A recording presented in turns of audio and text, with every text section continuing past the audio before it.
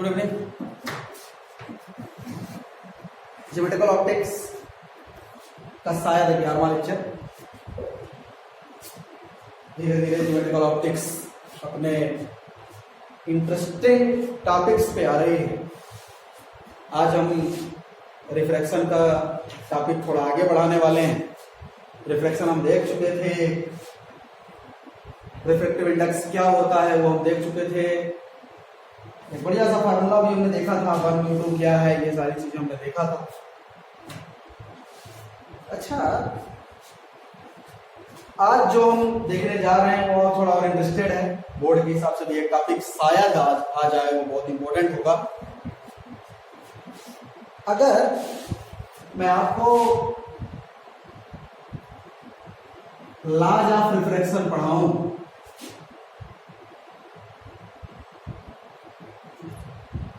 अपवर्तन के नियम,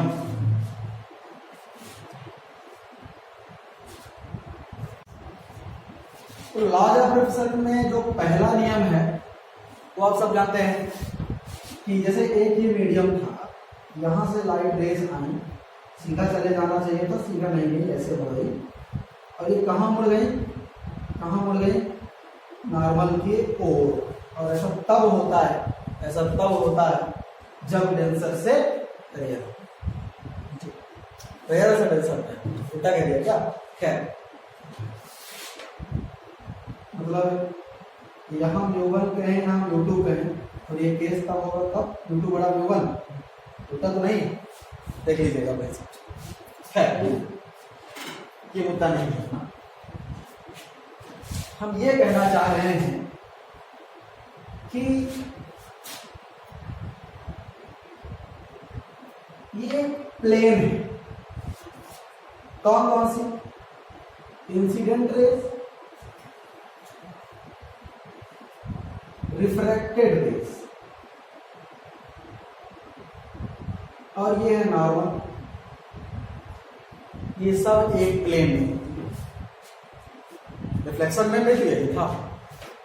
ये भी नियम आपको यहां लिखना है, incident rays normal at incident point and refracted rays are in same.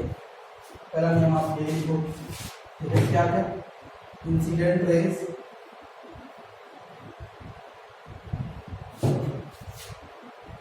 Refracted raise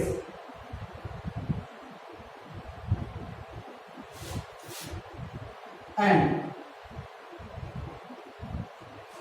normal at incident point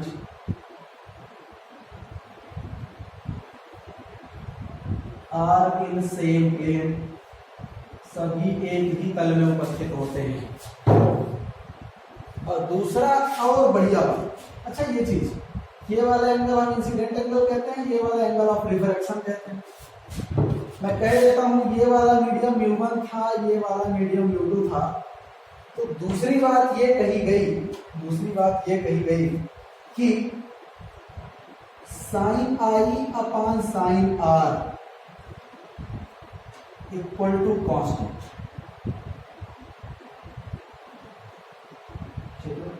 ये जरूर आपको याद रखना है।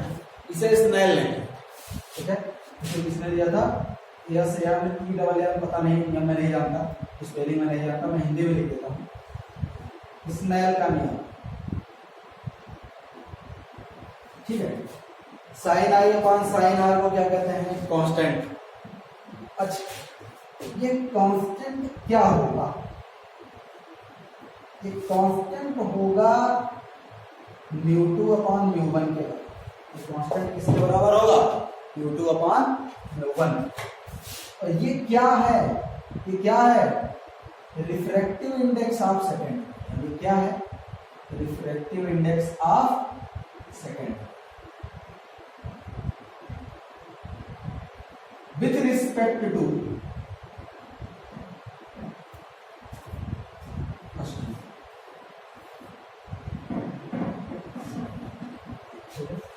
Refractive index of second medium with respect to second medium. क्या?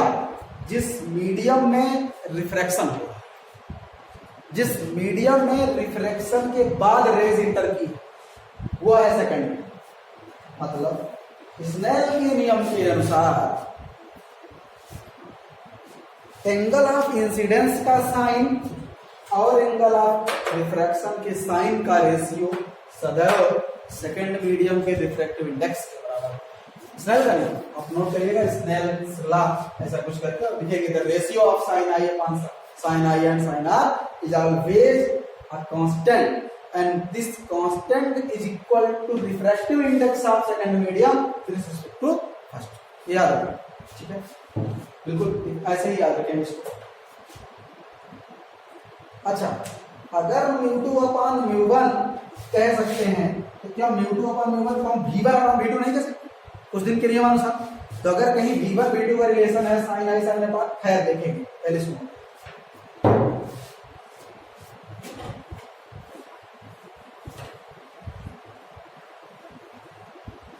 जैसे मैं एक क्वेश्चन लेता हूं, एग्जाम्पल की सहायता से हम समझने का प्रयास करते हैं।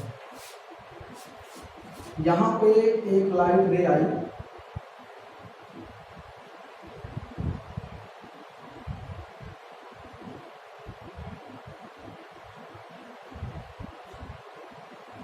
ऐसे से ये था 3/2 इसका रिफ्रैक्टिव इंडेक्स इस मीडियम का, और यहां पे जो एंगल बना था वो था 30।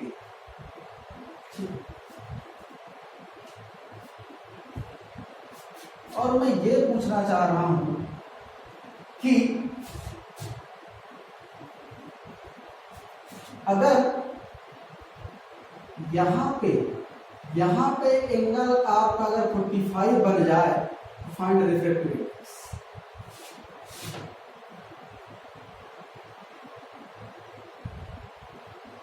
आप सेकंड में, ठीक है, मैंने कहा रिफ्रैक्टिव इंडेक्स। आपको तो कुछ ऐसे ही सॉल्व करना है, आपको स्नेल का नियम याद होना चाहिए, और स्नेल का नियम ही लगेगा, sine I upon sine are equal to μ2 upon, confusion में। तो आप तो ये करिएगा, जिस मीडियम का रिफ्रैक्टिव इंडेक्स उसी मीडियम का एंगल साइन के साथ, ठीक है, μ1 इक्वल टू μ2। अब ठीक ऐसे ये ज्यादा आसान रहेगा, मतलब μ2 अपन में करेंगे μ1 अपन नहीं। अब तो यही करिएगा, इस मीडियम का रिफ्रैक्टिव इंडेक्स इनटू इसका साइन का एंगल इक्वल टू इस मीडियम का रिफ्रैक्टिव इंडेक्स इक्वल टू उसका साइन, ठीक। यहां से μ1 आपके पास 3/2 है, साइन 30 इक्वल टू μ2 साइन 4।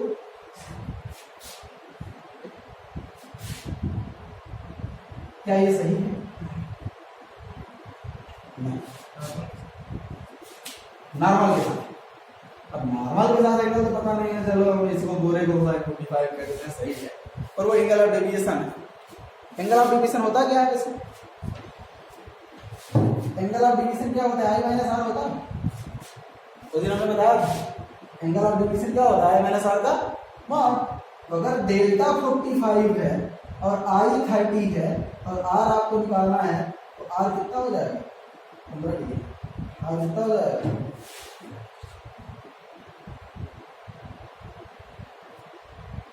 हो जाएगा उस हिसाब से। और सब गलती हो जाती है अगर ऐसे आप करते। चलिए मैं दे देता हूँ पूरा, है ना। इस तरह गलतियां बिल्कुल ना करिए, सब कुछ होश हवास में करिए कि वो डेल्टा दिया था कि क्या दिया था। खैर यहाँ पे एक नॉर्मल सा क्वेश्चन बन जाएगा, साइन 31/2 3/4 साइन 45 1/√2, मतलब μ2 इक्वल टू 3√2/4। बोलो ठीक, ठीक। बहुत ज्यादा रिफ्रैक्टिव इंडेक्स वाला ये मीडियम, लाइट रेस बहुत धीरे धीरे चलेगी और धीरे धीरे चलेगी, इसलिए लंबा समय लेते हुए जाएगी नॉर्मल से दूर। बहुत डेंसर मीडियम रेयर और डेंसर अगर आती है, ओहो वहां पे गलत बताया गया। अगर रेयर से डेंसर आती है, अगर रेयर से डेंसर आती है तो ये 1.5 है, ये मान तो क्या है 1.5, और ये कितना है, ये कितना है 1.4 42। 42, 4.2, 1.4, 1.05 वही डेंसिटी। ठीक, प्रैक्टिकली ठीक है, वही डेंसिटी डेंस से अगर एयर में आई है दूर चली गई। ठीक है, प्रैक्टिकली यहाँ पे ये मैथमेटिकली भी ट्रू है। खैर देख लीजिए कि कॉन्सेप्ट आपके माइंड में होना चाहिए, वो टेंसर एरर से क्वेश्चन नहीं पूछे जाते कहाँ क्या होता है, वो बोर्ड लेवल की बातें हैं, है ना। कंपटीशन में तो आपको यही ध्यान रखना है, जिस मीडियम का रिफ्रैक्टिव इंडेक्स तो उसी मीडियम का। ठीक है,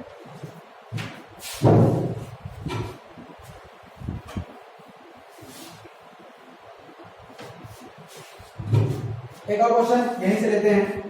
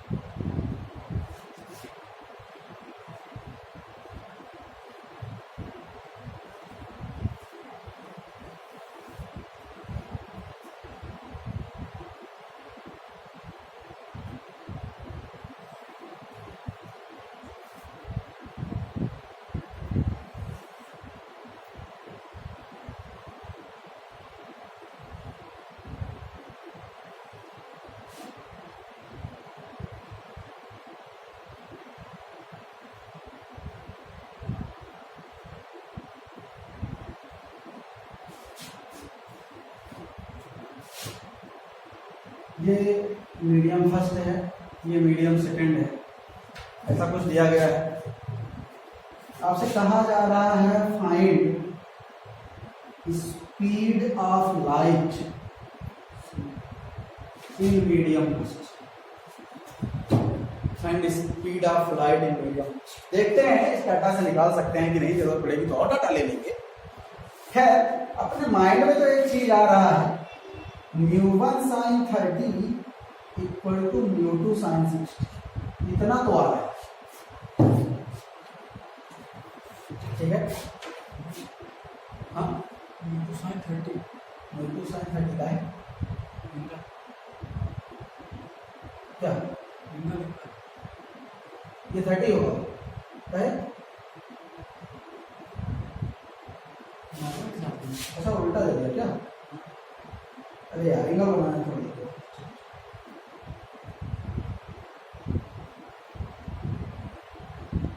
ये वाला इस वाले इसको आप सब 60 ले लीजिए, इसको 45। अब ठीक है, तो ये चीज है डाटा थोड़ा बड़ा। अब ठीक, ये बात तो एक ठीक दिख रही है। पहली बात तो आप यहां से क्या निकाल सकते हैं, आप यहां से μ1 निकाल सकते हैं। चलिए आप यहां से क्या निकाल सकते हो, तो μ1 कितना जाएगा, μ2 आपको दिया है 4/3 sin 45, 1/√2 अपॉन sin 60, √3 अपॉन, ये आ गया μ1। ठीक है, और इसको हम काट के क्या कितना लिख पाएंगे, इसको कितना लिख पाएंगे भाई, 4 2 8 अपॉन 3√6 √2 into √3 3√6, ये μ1 आ गया। अब हम जानते हैं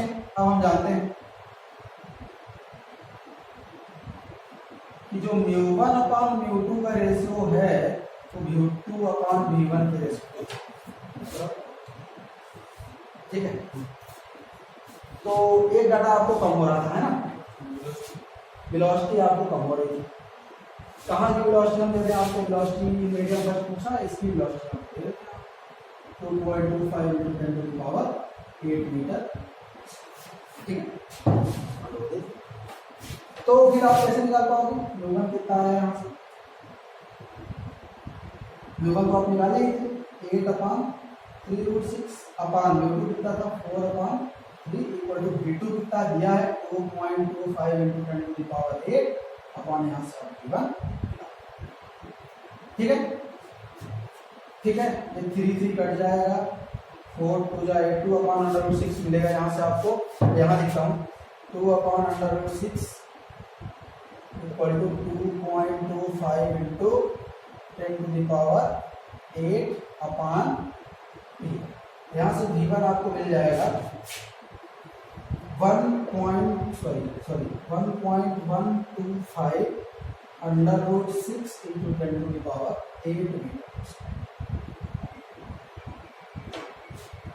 स्पीड ऑफ लाइट से थोड़ा ज्यादा, ठीक है, स्पीड ऑफ लाइट से थोड़ा ज्यादा, क्योंकि √6 की वैल्यू कितना आ जाएगी? 2.3 के आसपास आएगा। 2.3 में अगर 1.1 का करोगे तो 3.8 के आसपास आ जाएगा। और स्पीड ऑफ लाइट 3 इंटू बस होता है एयर में, है ना, मतलब उससे थोड़ा ज्यादा। क्या होता है पता नहीं, मैंने हर बार आया थियोरेटिकली तो ठीक है मान, ठीक है। इस तरह के डाटा आपसे पूछे जा सकते हैं क्वेश्चन, इसलिए रिलेशन आपको याद होना चाहिए, ठीक है, कि ये एक रिलेशन तो आपको ये याद होना ही चाहिए, μ1/μ2 इक्वल टू V2 अपान, ये रिलेशन आपको याद होना चाहिए। और ये μ1 sin I1 equal to μ2 sin, ये रिलेशन आपको याद होना चाहिए, ठीक है। तो दोनों रिलेशन आपको याद होने चाहिए। यहाँ से क्वेश्चन बनते हैं, कैसे क्वेश्चन बनते हैं वो मैंने दिखा दिया है। कुछ और क्वेश्चन दिखा देता हूँ, कुछ और क्वेश्चन दिखा देता हूँ। जैसे मैंने 2 मीडियम लिए, एक ये बढ़िया फेवरेट मॉडल चाहिए था, 2 मीडियम लिए,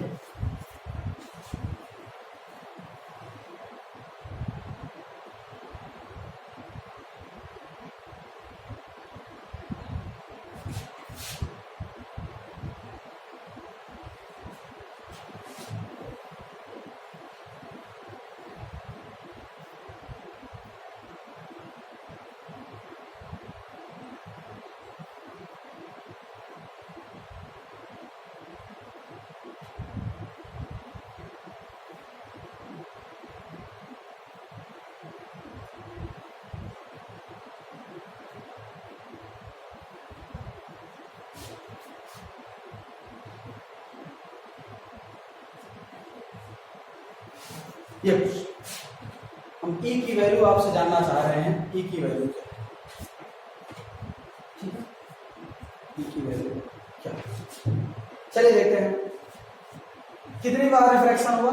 2, एक यहाँ पे, ये बढ़िया फेवरेट मॉडल है, जेई में इस तरह मॉडल आए हैं। मैं वेरिएबल पे क्वेश्चन उठा रहा हूँ, वो वैल्यू देके पूछा, ठीक है। जितनी बार रिफ्रैक्शन होगा उतनी बार स्नेल का नियम लगाना होगा, ये बात अपने मन में बैठा। 2 बार स्नेल का नियम लगाएंगे, एक बार इसका एक बार इसका। तो यहाँ पे अगर हम स्नेल का नियम लगाएंगे यहाँ पे, तो क्या लिखेंगे? Mu of air, mu of air जो कितना होता है 1, कितना होता है 1, mu of air into sign I1, वही लिखेंगे। और अब मान लेते हैं कि ये वाला एंगल कितना, ये वाला एंगल कितना है, ये माना है। आप दोबारा चित्र बनाओगे, पहले से क्वेश्चन लिखने के बाद दोबारा चित्र बनाओगे, ठीक है, तब आप इसको R1 में दर्शाओगे। मैं पहले R1 नहीं दर्शाया था, सोल्यूशन में R1 दर्शाया। तो mu A sine I1 equal to mu water, mu W में लिख रहा हूं, साइन R1, ये आपका होगा पहले ऑलरेडी। अच्छा, यही वाला R1 अल्टरनेट एंगल से ये वाला R1 होगा। 2 पैरेलल लाइंस के बीच एक ट्रांसवर्सल लाइन है, तो अल्टरनेट एंगल बराबर। तो इस वाले सरफेस पे हम क्या लगाएंगे? Mu W sine R1 equal to mu A sine E, ये इक्वेशन नंबर दोनों सॉल्व कर देते। जितनी इक्वेशन जैसे जितनी बार रिफ्रैक्शन होगा ना मल्टीपल स्लैब से, वैसे ही आप करते जाओगे, वैसे ही आपको मिलता जाएगा। बार बार ये नियम लगाते जाओगे, बार बार मिलता जाएगा। मल्टीपल स्लैब के भाटे क्वेश्चन है चाहिए। मल्टीपल स्लैब मतलब क्या? ऊपर कुछ था, नीचे कुछ था, नीचे कुछ था, ऐसे, है? अभी हम अपरेंट डिस्टेंस और अपरेंट डिस्प्लेसमेंट भी देखेंगे कल। तो फिलहाल मल्टीपल स्लैब से मल्टीपल क्या कहते हैं सरफेसेस से मल्टीपल मीडियम से कैसे रिफ्लेक्शन होता है वो आप देख पा रहे हैं, ऐसे ही होगा। अच्छा सॉल्व करें इसको, चलो करते हैं, जोड़ देते हैं, add equation first and second, काम बन जाएगा। मतलब सॉल्व का मतलब कुछ नहीं करो, जोड़ो घटाओ एलिमिनेशन सब्स्टिट्यूशन कुछ भी लगाओ। From equation first and second, तो अगर आप जोड़ोगे तो ये तो बढ़ जाएगा, जैसे हम केमिस्ट्री में गोल्रास लॉ में करते थे, है ना। तो कितना बचेगा, mu A sine I1 equal to mu A sine E. Mu A फिर कटा, sine I1 equal to sine E, और यह तभी संभव हो सकता है जब I1 इक्वल टू, मतलब ये कितना आया, आप बिल्कुल शीशा के रिजल्ट आज के बाद याद रखेंगे। अगर हमारी तरफ से 100 सरफेस लग जाए ऐसे, लेकिन अगर पहली और लास्ट सरफेस सेम है तो जिस एंगल से इंसिडेंट हुआ था उसी एंगल से बाहर बिल्कुल 100% फिक्स है। देख लीजिएगा कहीं पे बहुत इंपॉर्टेंट रिजल्ट, 15-20 सरफेस लगा दे, लेकिन अगर शुरू और लास्ट का मीडियम सेम है तो फिर एंगल सेम। कौन सा एंगल, लास्ट, इसे कहते हैं इश्यूड एंगल, निर्गत कोण हिंदी में, एंगल ऑफ इशू।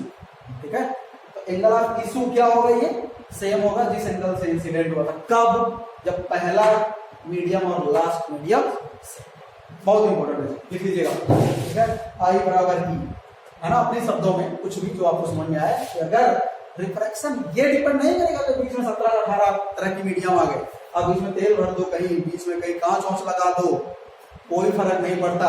अगर लास्ट में एयर है जाएगा, क्योंकि बीच में सब करते चले जाएंगे ना, ऐसे ऐसे आप इक्वेशन लिखते चले जाओगे, सब एक दूसरे को की तरह करते जाएंगे, लास्ट में केवल ये बचेगा। ठीक है ना, चलिए क्वेश्चन करते हैं।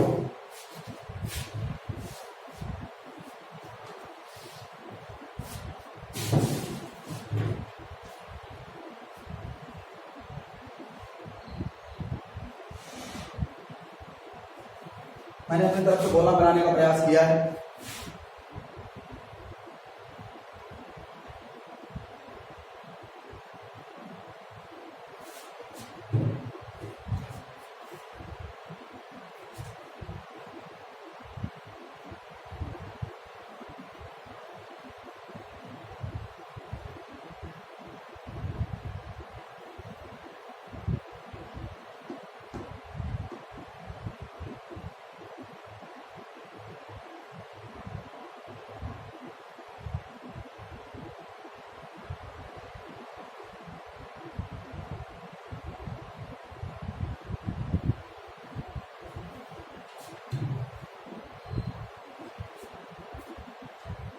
हम आपसे ये पूछ रहे हैं कि कांच का ये पूरा स्लैब है, ठीक है, ये ग्लास स्लैब है, रेज इस पे इंटर की है, जब इस ग्लास से बाहर निकलेगा तो किस एंगल पे बाहर निकलेगा, है सोच रहे नहीं, क्यों सोचे, हम जान रहे हैं कि अगर पहला मिनट निकलेगा कहां जाएगा, निकल के एयर में जाएगा, एयर से इंटर किया एयर में जाएगा। काया सोचे, यही काया होगा कुछ एडवांस का, ये आप देखिएगा एडवांस के ऊपर 2008 या 9 के आसपास डायरेक्ट ऐसे पूछा था यही क्वेश्चन। हम काहे सोचे बहुत ज्यादा कि अब बीच में क्या आ रहा है क्या नहीं आ रहा है, बीच में साथ पानी नहीं भर दिया था क्या कैसे, हाँ, तो वो ये जानना चाह रहा था आपको ये कॉन्सेप्ट पता है कि नहीं, कि अगर पहला मीडियम और लास्ट मीडियम सेम है तो बीच का फर्क नहीं। खैर चलिए मैं फिल करके दिखाता हूँ। ये यहाँ पे गया, यहाँ पे ग्लास था, एयर ग्लास से ज्यादा रेयर है और रेयर से डेंसर पे जाएगा तो नॉर्मल की ओर थोड़ा सा झुक जाए। नॉर्मल तो हमेशा, क्योंकि ये सर्कल है इसलिए सेंटर से होकर ही पास होगा, ये नॉर्मल इसलिए ये बना। इसको गाजे के साथ ऐसे सीधे निकल जाना था, लेकिन ऐसे ये निकल नहीं पाएगी, ऐसे ये निकल नहीं पाएगी, इसको मजबूरन ऐसे यहाँ पे,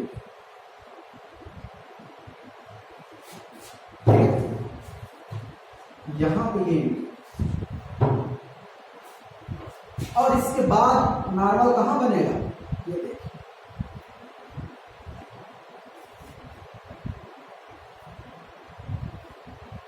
ये ना नॉर्मल तो सेंटर से ही होके जाएगा ना, सर्कल पे सेंटर से होके वो नॉर्मल गया, अब की बार नॉर्मल से दूर हटेगा, मतलब इसको सीधा ऐसे निकल जाना था, ऐसे ऐसे, लेकिन ये सीधा ऐसे नहीं निकल पाएगा, ये कैसे जाएगा, ऐसे।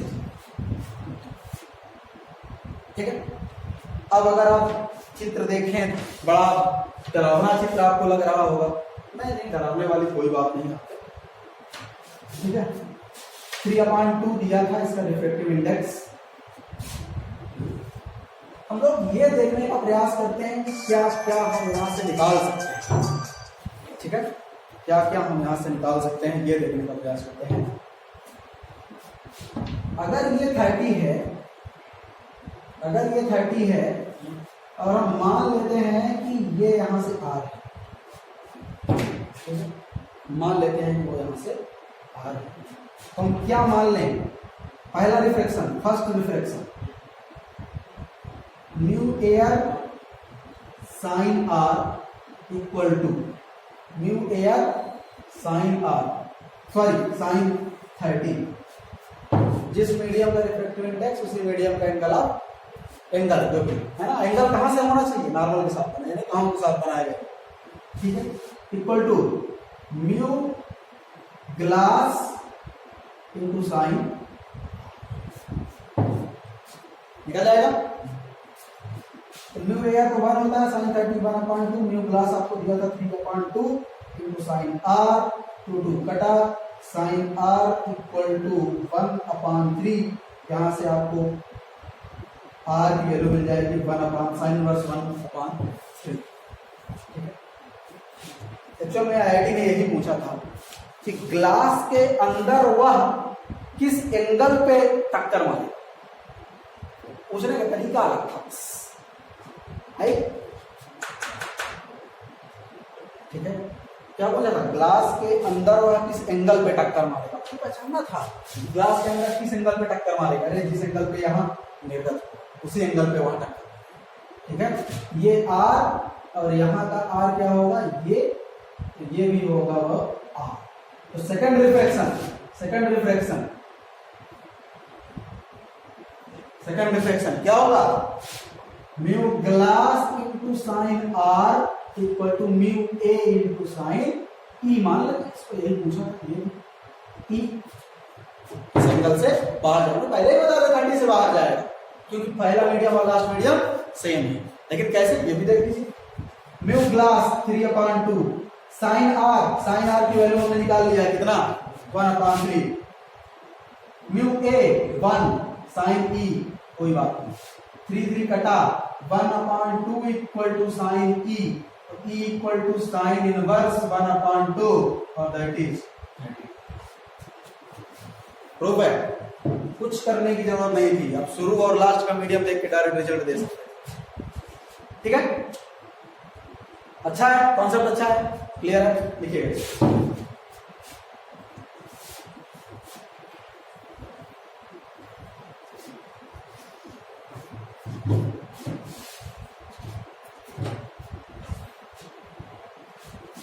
अच्छा, अगर मैं मान लूं कि ये 3-4 स्लैब है, ठीक है, 3-4 तरह के मीडियम, ये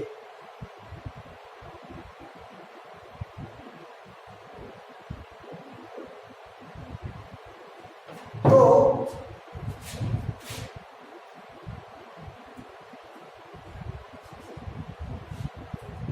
पहले एयर है ऊपर, दूसरे में वाटर है, तीसरे में ग्लास है, चौथे में एयर है। ठीक है, और लास्ट में ये कुछ मान लेते हैं ऑयल है कुछ। ठीक है, आपके लिए मैं ये होमवर्क दे रहा हूं कि यहां से लाइट रे एंट्री ली है,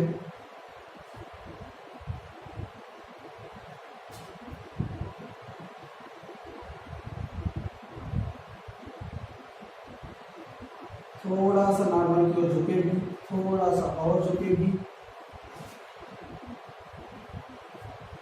ठीक है, और अब की बार ये दूर जाए।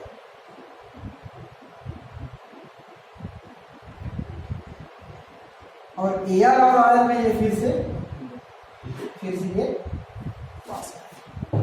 ये चित्र बनेगा, इस बात पे तो आप सहमत हैं। ये इसका नॉर्मल जाना चाहिए था और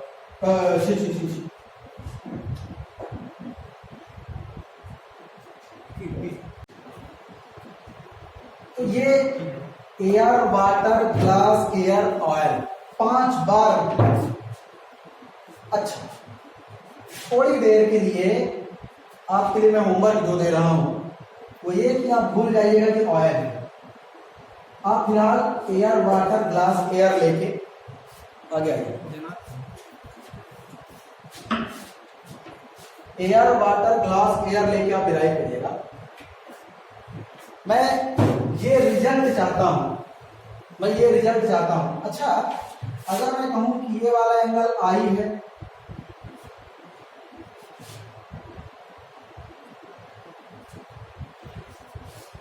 अगर इस वाले एंगल को आई कहूं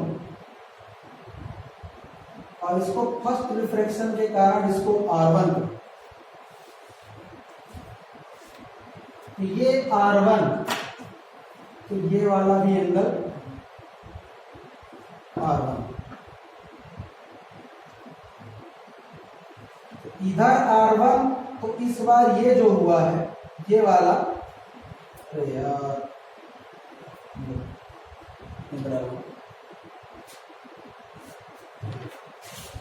तो दूसरे रिफ्लेक्शन पे ये अगर ये R1 था तो हम इसको क्या कहेंगे R2, और ये R2 तो इधर वाला ये एंगल भी कितना रहेगा R2, और तीसरे रिफ्लेक्शन पे इसको हम क्या कहेंगे मान लो R3 आई, ठीक है, ये R3 तो ये भी R3, और लास्ट में ये वाला एंगल को हम इस अगर मैं आई की वैल्यू आपको दे देता हूं 30 डिग्री, जो कि नहीं दिख रहा है, तो मैं 60 डिग्री दे देता हूं, ठीक है। सबका आपको वाटर का 4/3 याद है, ग्लास का 3/2 मान लो मैं दे देता हूं, एयर का 1 जानते ही हैं, है ना। ऑयल का भी ऐसा कुछ दे देता हूं, मान लो मैं मान लो कुछ दे देता हूं, ऑयल का भी 1.2 के आसपास, ठीक है। तो मैं आपसे जानना चाहता हूं, खूब सीख के जानना चाहता हूं, फाइंड वैल्यू ऑफ E, क्या इस बात की जरूरत है कि आप 7-8 बार रिफ्लेक्शन कराएं? नहीं, हम तो सिर्फ इस बात को जानते हैं कि अगर इधर और इधर का मीडियम सेम है तो angle of issue angle of incidence के बराबर हो। मतलब आई एयर पे जो ये इशू हुआ है R3 के बराबर होगा। क्यों? एयर पे इंसिडेंस और एयर पे इशू, तो आई RE के बराबर होता है, याद है, ठीक है। एयर पे इंसिडेंस एंगल एयर पे इशू एंगल के बराबर, तो एयर पे इंसिडेंस 60, तो एयर पे इशू कहां हुआ है R3। सॉल्व करते हैं, ये बहुत इंपॉर्टेंट पॉइंट था, because incidence angle in air equal to issued angle in air, incidence angle in air equal to issued angle in air. इसलिए हम R3 को क्या कहते हैं डायरेक्ट 60 डिग्री, R3 को क्या कहते हैं डायरेक्ट 60 डिग्री। और एक बार रिफ्लेक्शन फार्मूला लगा के काम करें। क्या है भाई, अब रिफ्लेक्शन फार्मूला लगाते हैं तो क्या कहें, mu air into sine R3 equal to mu oil into sine E, ठीक। तो म्यू एयर 1 साइन R3 आया है sine 60 equal to mu oil 1/2 into लिखता है साइन 60 √3/2, तो √3/2.4 इक्वल टू साइन, यहां से आप E निकाल सकते हो, साइन इनवर्स √3/2. बढ़िया क्वेश्चन। इस तरह आप बिल्कुल बेसिक है, आप घर से निकाल सकते थे 5-7 बार फार्मूला लगा के यही तो कमाल है। अगर आपको ये याद है, ये वाला पॉइंट याद था कि ये आई इस आखिरी के बराबर होगा, क्योंकि एयर में इंसिडेंस और एयर में इशू, तो आप बच गए, आप एक पॉइंट पे लगा दिए। और जिसको नहीं ये पॉइंट याद था तो बेझिझक आप कॉन्सेप्ट लगाते, पहला रिफ्लेक्शन, दूसरा रिफ्लेक्शन, तीसरा रिफ्लेक्शन, चौथा, 4 रिफ्लेक्शन के बाद आता। ठीक है, अच्छा जी। चलिए एक फार्मूला, एक डेरिवेशन ओपी बोर्ड के हिसाब से है, A mu G into G mu W into W mu A equal to 1 आपको सिद्ध करना है। कोई बात नहीं, आपको डरना नहीं है। अगर मैं ए म्यू डब्ल्यू कहूं, ए म्यू डब्ल्यू का मतलब क्या हो, एयर से कहां जा रही है, वाटर में, ये कितना होगा, sign I upon sine R1 हुआ। ये यहां पे हुआ भाई, साइन आई और साइन आर का रेशियो क्या होता है, कांस्टेंट। साइन आई और साइन आर का रेशियो एक कांस्टेंट है, कांस्टेंट है, और वो कांस्टेंट किसके बराबर है, दूसरे मीडियम का refractive index with respect to first medium. A mu डब्ल्यू का मतलब sign I upon sine R1 हुआ या नहीं हुआ। अगला डब्ल्यू म्यू जी का मतलब sign R1 upon sine R2 हुआ, ये नहीं हुआ। और जी म्यू ए का मतलब साइन R2 अपान साइन, अच्छा आपके सिलेबस में जो है ये नहीं था वहां, अब यहीं पे इशू करवा देते हैं। ठीक है, एयर से एयर में ही इशू करवाते हैं, कल देखेंगे, मैं थोड़ा हिंट आ दे रहा हूं कल के लिए। तो यहाँ पे ई हो जाता अगर ये मीडियम ना होता तो सबका मल्टीप्लाई कर देते तो सब कुछ करना जाता। अगर सबका मल्टीप्लाई कर दिए होते तो क्या होता, सब कट जाता। ठीक है, तो क्या क्या बचता, साइन आई अपान साइन ही बचता, बाकी तो कट ही जाता, R1 R1 करता, R2 कुछ करता। ठीक है, और हम जानते हैं कि अगर एयर से एयर में हुआ है तो ई किसके बराबर हो जाता, आई के, सब कट जाता। तो कितना जाता ये, A mu W into W mu G into G mu equal to 1, सब कट जाता। भाई अगर मैं मल्टीप्लाई कर दूं इनको सबको, कितना आ जाएगा, A mu W into W mu G into G mu A equal to sine I upon sine R1 into sine R1 upon sine R2 into sine R2 upon sine E, R2 कटा, R1 R1 कटा। और हम जानते हैं air से air में अगर हो रहा है तो आई किसके बराबर हो जाएगा, ई के, तो ये भी कट जाएगा, सब कट गया, क्या बचा, इतना इक्वल टू 1। एमपी बोर्ड के हिसाब से बहुत इंपॉर्टेंट क्वेश्चन। डायरेक्ट कहता है सिद्ध कीजिए इतना बराबर हो, देगा भी नहीं कहां से रिफ्लेक्शन, कहां से रिफ्लेक्शन, आप समझ जाएंगे कितना इक्वल टू 1 कहां था, वहां। ठीक है, कल हम देखेंगे इसको। चलिए देखेंगे वीडियो, कल हम करंट डिस्प्लेसमेंट देखेंगे, आभासी गहराई और वास्तविक गहराई। आप पानी के ऊपर से देखते हैं तो समुद्र की तली कुछ ऊपर हुई उठती दिखती है, नदी तालाब की, नदी के नीचे कोई मछली बैठी है तो आपको लगेगा कि थोड़ा ऊपर है। एक बाल्टी में आप राड डाल दो तो राड मुड़ी हुई दिखाई देती है, सब रिफ्लेक्शन के कारण ही होते हैं। देखते हैं कल, तब तक देखते रहिए वीडियो, लाइक कीजिए, सब्सक्राइब कीजिए, शेयर कीजिए। All the best.